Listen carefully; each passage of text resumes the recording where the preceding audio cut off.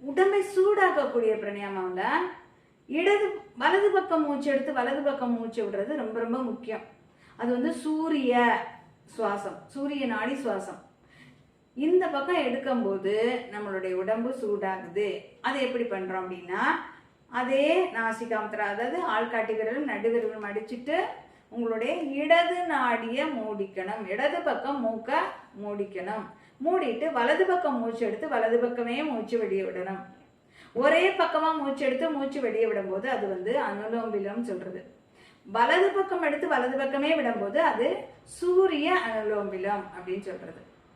இதையே வலது பக்கம் மூச்சு எடுத்துட்டு இடது பக்கம் மூச்சை வெளியே விட்டோம் அப்படின்னா சூரிய பேதனா. சூரிய பேதனாவும் உடம்பை சூடுபடுத்தக்கூடிய ஒரு அருமையான மூச்சு பயிற்சி.